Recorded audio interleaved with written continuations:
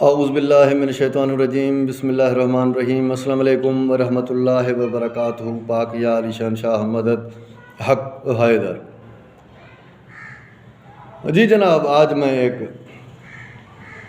تمام مسلمانوں کے لیے ایک دکھتی ہوئی ویڈیو بنا رہا ہوں کہ جتنے بھی خود کو شیعہ سنی 73 فرقوں والے حضرات خود کو محمد و آل محمد صلی اللہ علیہ وسلم کا عاشق کہتے ہیں، عاشق، دیکھیے گا آج اس ویڈیو کے ذریعے ان عاشقوں کا کیا حشر ہوتا ہے۔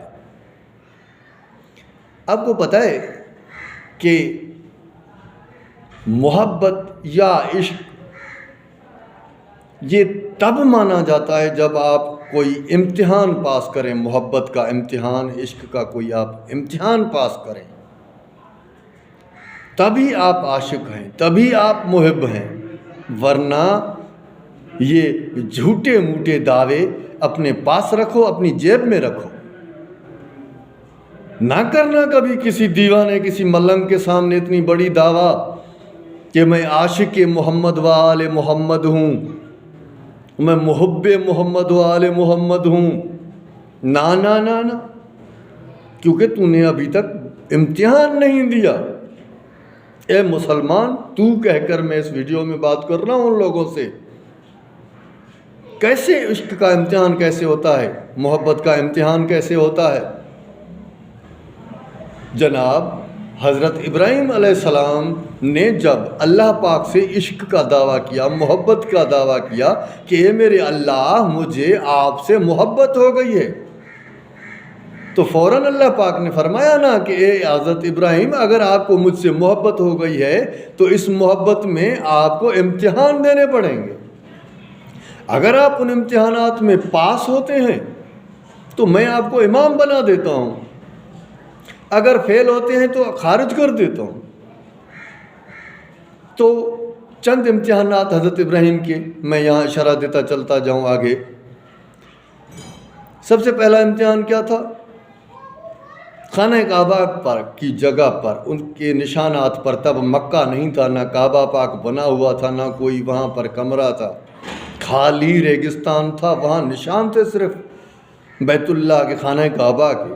اس جگہ پر اللہ کا حکم ہوا کہ اے حضرت ابراہیم، آپ خود جائیں، اپنی بیوی، جوان بیوی اور چھوٹے بچے کو وہاں پر چھوڑ آئیں۔ بی بی ہاجرہ علیہما السلام کو وہاں حضرت ابراہیم چھوڑ کے گئے، جناب اسماعیل علیہ السلام کو وہ چھوٹے بچے تھے، خود چلے گئے۔ کون ہے جو کسی ایسے ویرانے میں جہاں نہ چھاؤں ہو، نہ پانی ہو، نہ آبادی ہو، خدا کی محبت میں اپنے بیٹے، اپنی جوان بیوی کو چھوڑ کے چلا جائے؟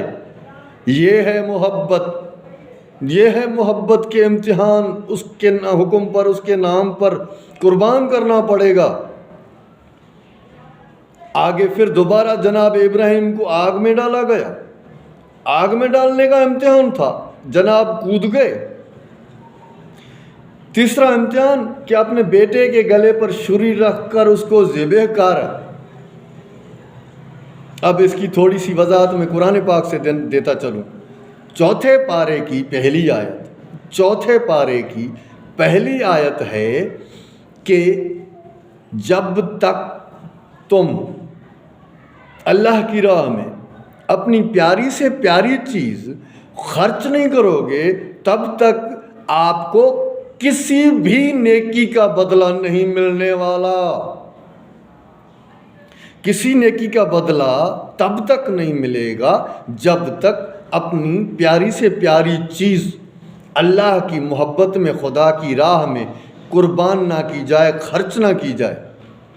یہاں لفظ عربی میں خرچ ہے، ینفعو، نفع کا لفظ ہے، فائدہ، ٹھیک، نفع، فائدہ۔ جب تک کسی کو فائدہ نہیں پہنچاؤ گے تب تک نہ نماز کا ثواب ملے گا، نہ روزے کا ثواب ملے گا، نہ حج کا، نہ زواری کا، نہ ہی شہادت کا، معاف کیجیے گا، شہادت نہیں، معافی چاہتا ہوں، جلد بازی میں لفظ منہ میں آ گیا ہے، ویڈیو کو بھی نہیں روک سکتا۔ شہادت بہت بڑا درجہ ہے، ٹھیک ہے۔ اب خرچ کرنا ہے، خرچ کیا کرنا ہے؟ سب سے پیاری چیز۔ آج آپ مسلمانوں کے سر پر قرآن رکھ کر ان سے پوچھیں کہ آج ان کو سب سے پیاری چیز کیا ہے؟ اگر آپ کو سب سے پیاری چیز آپ کا بیٹا ہے تو اس کو راہ خدا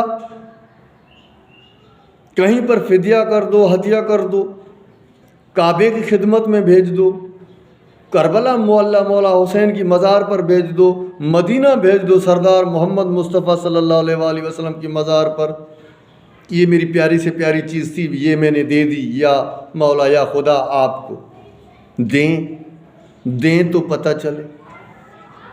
جب تک نہیں دیں گے، جب تک محبت کا آپ امتحان نہیں دیں گے، امتحان کو پاس نہیں کریں گے، آپ عاشق نہیں کہلا سکتے، آپ محب نہیں کہلا سکتے۔ اور آج کل جو سب سے زیادہ میں نے آزمایا ہے، میں اس وقت بہت برے حالات سے گزر رہا ہوں، وہ مجھے پتہ ہے، میرے خدا کو وہ جانتا ہے کہ میں کتنا مشکل وقت گزار رہا ہوں، اور اس مشکل وقت نے مجھ کو آگے کیا کہ جا پوچھ، مانگ، امتحان لے ان لوگوں کا جتنے بھی خود کو محمد و آل محمد صلی اللہ علیہ وآلہ وسلم کا عاشق کہتے ہیں۔ تو میں نے امتحان لینا شروع کیا، اپنی ضرورت کو بھی مد نظر رکھا۔ میں سچ بولتا ہوں، ہمیشہ کوشش یہی ہوتی ہے، ٹھیک ہے۔ تو میں نے جا کر آپ سے میں پوچھتا ہوں، ایک بڑے لمبے بال رکھے ہوئے ہیں، کالا لباس پہنا ہوا ہے، کنٹھے کلابے پہنے ہوئے ہیں، میں یگانہ ملنگ ہوں، میں بڑا فقیر ہوں، میں تو کلندر کا دیوانہ ہوں، میں تو محمد و آل محمد کا دیوانہ ہوں صلی اللہ علیہ وسلم۔ ایسے شخص کے پاس آپ جائیں، اس کی جیب میں 10,000 روپے پڑے ہوئے ہیں، آپ اس سے کہیں کہ آپ عاشق کلندر ہیں نا، آپ عاشق رسول ہیں نا، آپ عاشق علی ہیں نا، آپ علی کے نام پر، پنتن کے نام پر مجھ غریب کو 10,000 روپوں میں سے 100 روپیہ دو گے، 100 روپیہ دو گے؟ نہیں دیا۔ 10-20 ہزار رکھ کر 20-30 لاکھ روپے کی ملکیت ہونے کے باوجود جو شخص جس کے عاشق ہونے کا دعویٰ کر رہا ہے کہ میں فلاں کا عاشق ہوں، اس عاشق کو اپنے معشوق کا واسطہ دے کر، قسمیں دے کر کچھ مانگا جائے اور اگلا نہ دے تو تھو نہیں ہے ایسے کی شکل میں؟ یہ خبیث کیوں کہتا ہے خود کو کہ میں محمد و آل محمد کا عاشق ہوں؟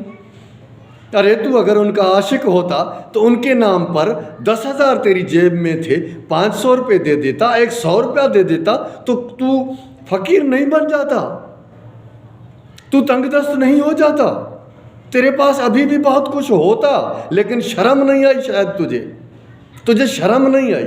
جس کی محبت کا دعویٰ کرتا ہے اس کے نام پر تو نے 100 روپیہ نہیں دیا، غریب مسکین کسی کو 500 روپے نہیں دیے،